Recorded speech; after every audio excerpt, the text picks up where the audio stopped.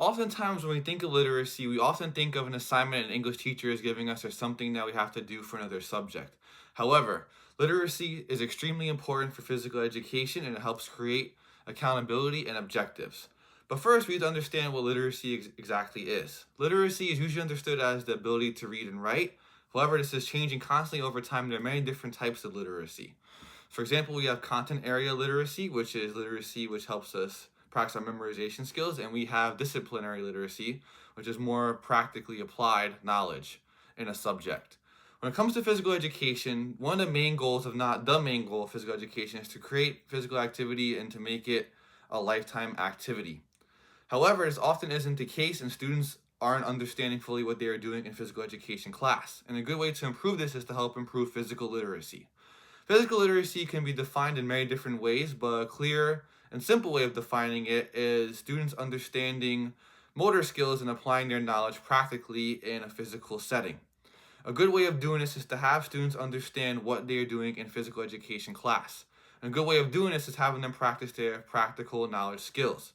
A good way of doing this is having students practice in-game scenarios with motor skills that they have learned to see how they can do under pressure and how they can communicate with other teammates, which is a very valuable life skill that many people struggle to develop. Oftentimes in the real world, we see people struggling to communicate with others, and this can be fixed very early on, even in physical education class. Personally, me as a physical education teacher, I am a huge fan of task-style learning as it promotes guided discovery and helps students connect with their other classmates. In my gymnasium, I will make sure that there are word walls for students to help understand the definitions of the activities that we are doing.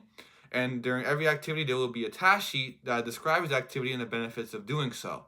I think that if students understand the benefits of what they are doing, it'll help them develop a habit of doing it more often, eventually developing it as a lifetime activity.